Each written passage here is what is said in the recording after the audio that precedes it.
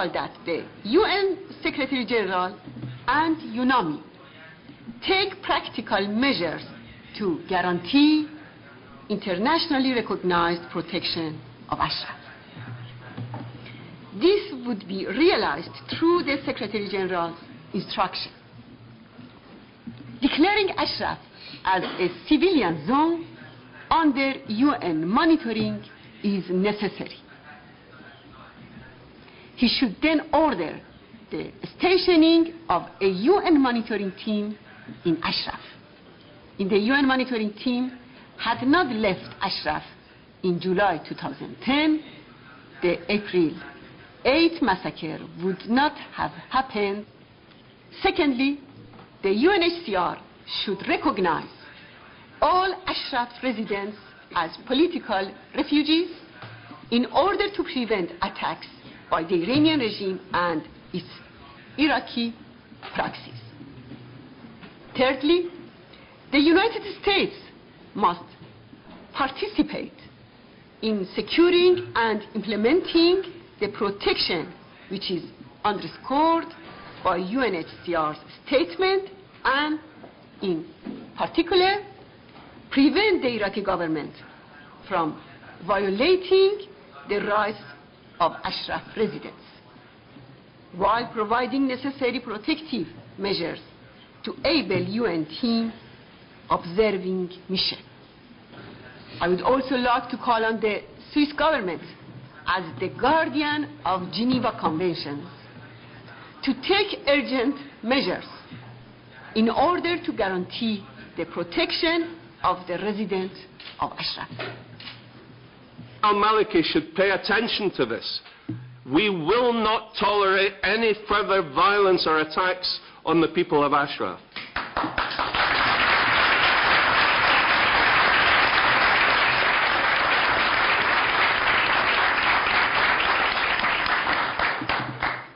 But it's time that the OHCHR took some action. We need a combined strategy from the UN.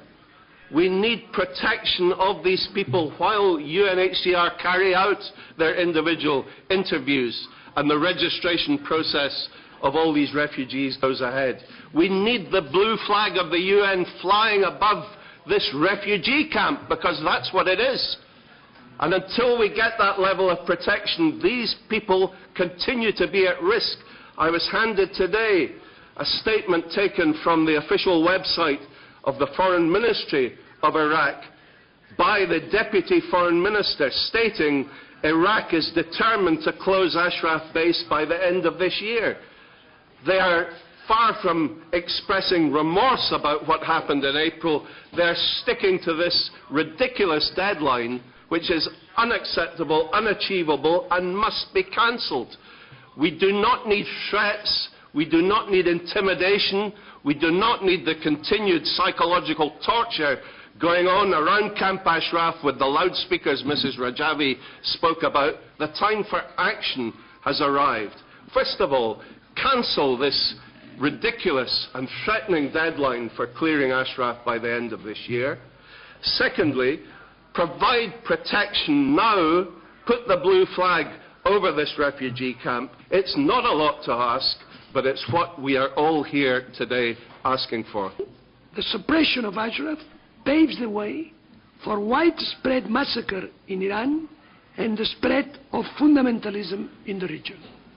On the contrary, protecting Ashraf is tantamount to defending democracy in this convulsed part of the world.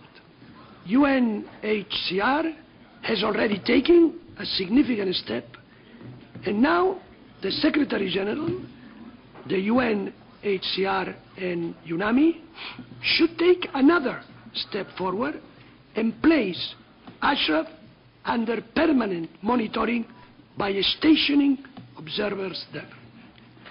The written declaration of 25th November 2010 by the European Parliament, approved by absolute majority, reads, and I quote, calls on the High Representative of the Union for Foreign Affairs and Security Policy to urge the United Nations to provide urgent protection for Ashraf. The countries that haven't signed the Covenant on Civil and Political Rights are also still bound to obey the demand that one respect the right to life, the right against torture, the right to humane treatment of all persons. And therefore, I think my presence here today, in a very real sense, is a continuation of that work. Now, if you haven't seen the statement of the High Commissioner for Refugees, you should. This is sort of the Magna Carta in which the UN High Commissioner for Refugees has indeed recognized that these folks are under United Nations legal protection. Camp residents who have submitted requests are accordingly now formally asylum seekers under international law whose claims require adjudication. And international law requires that they must be able to benefit from basic protection of their security and well-being. Lived through so many massacres. In Rwanda, in Srebrenica, to have another one, 3 strikes, we're out. It really is just unacceptable to have forewarning. Whatever one's view of the merits of the people, of the cause, that doesn't matter. You can't have the UN present with forewarning, doing nothing, and have R2P, responsibility to protect, survive as a viable concept, an idea that was put forward by Kofi Annan and has been adopted by Ban Ki-moon. So I would put to you that, at least in legal terms as well as moral terms, each person in that camp now is under formal UN legal protection, and there is a right to have a preliminary measure, essentially an injunction against either Maliki himself or some of the gentle persons he may allow in across the border to do dirty work against the camp. But I'm also just concerned for the enterprise itself. Again, with the coining of R2P, responsibility to protect, which was, I think, perhaps the finest product of Kofi Annan's distinguished tenure as Secretary General. So I do think here that the lesson that should be sent respectfully to the High Commissioner for Human Rights and certainly to Mr. Maliki of Iraq is that this is a bright line for the U.S., a bright line for the UN, and one that really ought not to be crossed, both for his sake and for ours. I come wearing a few different hats, and the first hat is as a South African raised under apartheid. And in those days, as a young person, one of the things that I thought over and over, and that my friends and family asked ourselves and one another, when we are suffering like this, where is the rest of the world? Where is the international community? Today, we find ourselves in the same place, where the people of Camp Ashraf are asking us the very same questions. Where are you? Where are you as we are suffering? Where are you as we are being killed? Where are you as we are being harassed night and day? Our women insulted through loudspeakers surrounding our camp. Where is the international community to support our human rights? Today it comes with some pride in having the opportunity to read a statement from my father to this gathering. And I quote, "I have in the past expressed my support for the people of Camp Ashraf. They have been granted protected status by both the United Nations and the multinational force headed by the United States in Iraq. Since responsibility for their protection has been transferred to the Iraqi military, the camp has experienced harassment by both Iranian and Iraqi forces. The attacks and harassment experienced by the residents of the camp are in fact human rights abuses that require condemnation from all freedom-loving people.